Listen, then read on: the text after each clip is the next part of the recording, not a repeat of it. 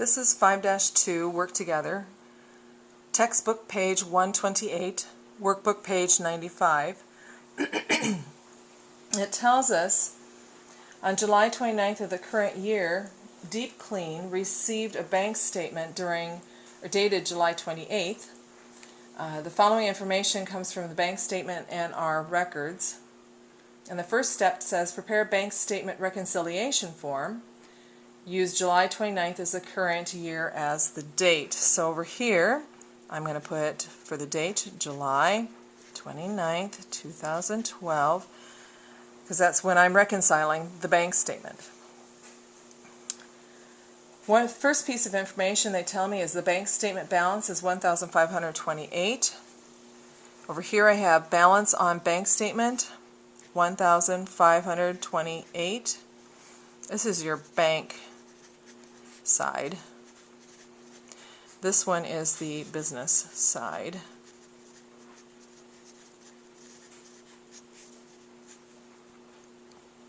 The next piece of information, they tell me bank service charge $2.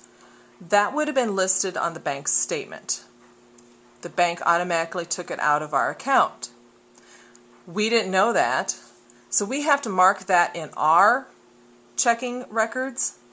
So over here on the right side, on the business side, I'm going to put in service charge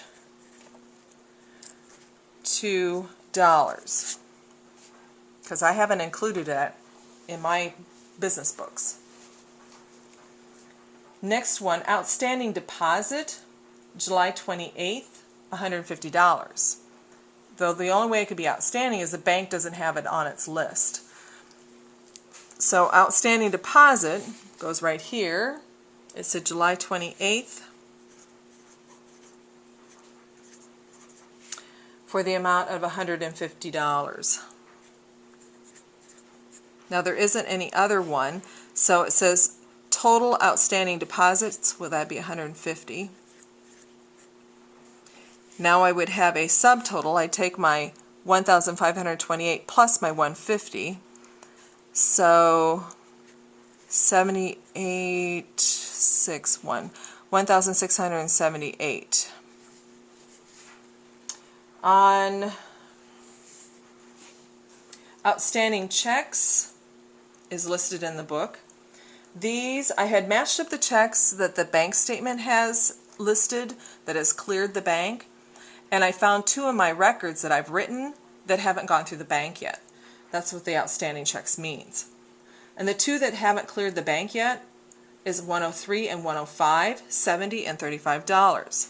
So down below here, I have to adjust my bank side because they haven't seen these yet.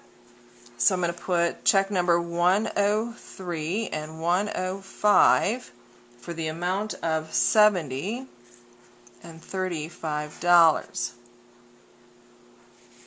And down below they have a total outstanding checks. Those are the only two we have. That's $105. And checks would decrease my bank balance. So if I decrease or take away 105 from the 1678, I get 1,573. Next piece of information the book has is checkbook balance on check stub number 106, and then they give me the amount. Here it says balance on check stub number, and I'll put in 106, and off to the side of it, $1,575. This is the only charge that was listed, so total bank charges $2. So $1,575 minus 2 is $1,573. These two bottom numbers, my adjusted check stub balance, the adjusted business account balance, and the adjusted bank statement balance, those two should equal each other. These two here need to equal. And when they do, you're satisfied and you can move on. Usually in my checkbook, you'll see a check register if you're not using these stubs. This is the seam here. It's usually stapled. And they'll have all these rows in there. And over here where the balance would be, 1573, I would put and double rule it, and then I put the word balanced underneath. And then I would start my next check and the amount that's subtracted and a new balance. So that way I know where it was balanced up to. Step 2. And, oops, you probably couldn't even see that.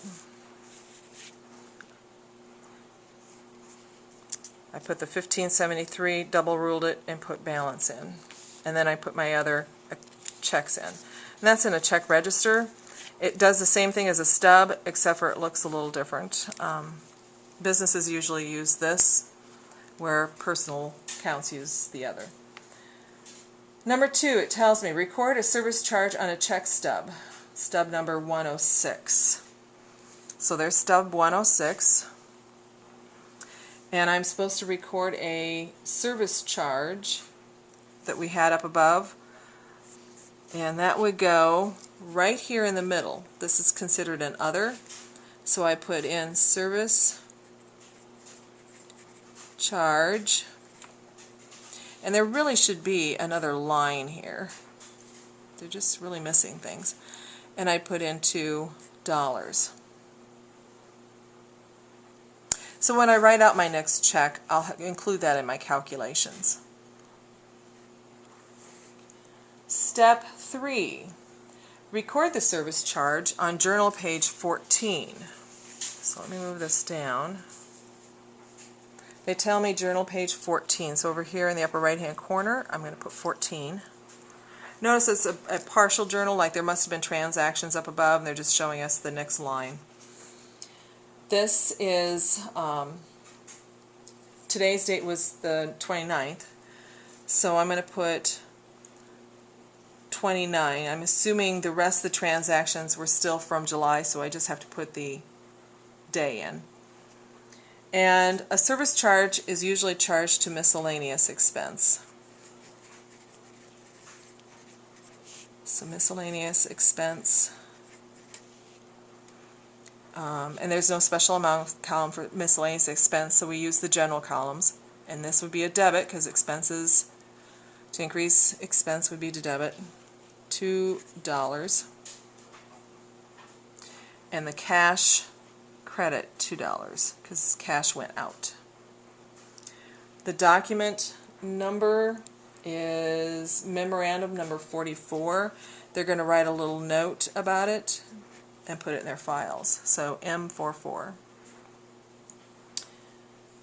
And I think that concludes Work Together 5-2. So you're ready for On Your Own 5-2. And good luck.